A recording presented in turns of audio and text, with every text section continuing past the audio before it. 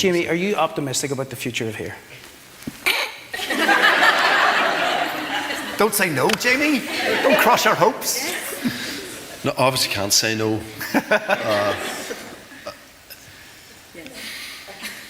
Yeah, of course, I am optimistic about it, of course, but there's a way to go. The visions are so deep. I mean, that's not, we can't sit up here and pretend that, oh, it's class, it'll all be fine. We'll just get the kids together at a young age, and in 20 years, no one will be talking about religion. Yeah. They are.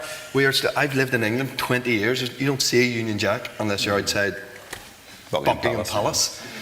And you go here and it's just everywhere shoved down your throat. They couldn't want to feel more British, and no one over there thinks that those people are British. Unless you're standing outside Ibrox at a particular time on a Saturday afternoon in Glasgow. You know, it's so strange, and we're miles and years and decades, generations away from that. But chip away little by little. This would be a massive step forward if you can get the numbers bigger within. I mean, we are changing. The next census is going to show a big change in terms of the ethnic makeup of Northern Ireland. Sure, and that's massive, and that will be crucial. You know, that will shock a lot of people, and it will hopefully change attitudes about the kind of place we are, I suppose, you know. I hope you're right. And what you're saying there about the rise of this other identity that, you know. Does that give you a sense of hope? Yeah, definitely, because that's what I grew up with. I grew up, as much as I'm very well aware of my mates, of officially, if we have to fill out a form and you have to gun to your head what religion are you? I know what they are, but for the most part, we're not very strongly one way or the other, and we'd probably fall into that camp you're talking about, and that voice is getting louder, and that's only a good thing for this part of the world. Absolutely. And I suppose, Oliver? Well, no, I am optimistic. I think just because it's in my genetic makeup to be optimistic, and a big part of it is I think that we're having much more open and honest conversations now than we ever have, and the opposite of love is not hate, it's indifference. But they're not having these conversations in Parliament. They're not, no, but it's happening. It's happening on the street, and you're saying, you know, this might be years and years and generations away, but like our hand might be forced if Scotland votes to leave, and then the whole makeup of the union will completely shift. And I was hopeful in the last election that there would be a move away from the polls, and the surge in alliance was hopeful for me until I realised that, well, actually, that it's really the moderates just rallied around one horse.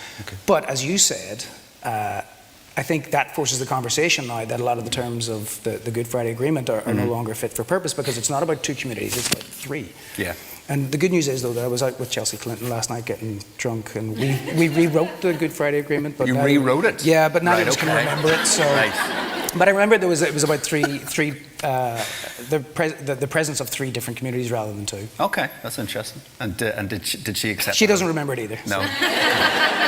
Since she appeared at the end of Derry Girls, she's suddenly she's suddenly got a whole new awareness of what's going on here as well. Exactly. But I think there's more of a want. Can I just quickly ask, what does she drink? What's her favourite drink? I'm not going to tell you. Oh, come on! Like, is she beer? Is she cocktails? I'm not going to tell you. A gentleman never tells. Fair play. She's a private person. But I think I'm optimistic, because I think there's more of a conversation around people wanting to be better rather than being right.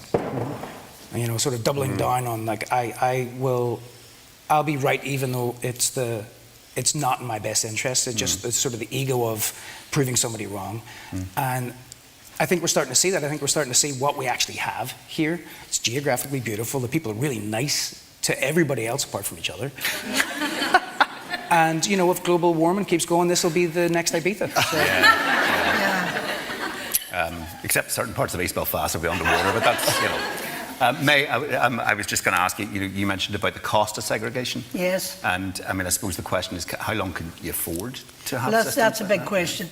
And with the new bill going through now, and different things happening up at Stormont, if we can get Stormont back, that'll have to change, because we can't afford it. No. We can't afford to waste $1 billion a year on segregated education. Now, I'm not suggesting everybody should go to an integrated school, but there's got to be a better way to do it. We must be able to come up with an education system that represents everyone. Yeah, absolutely. That's yeah.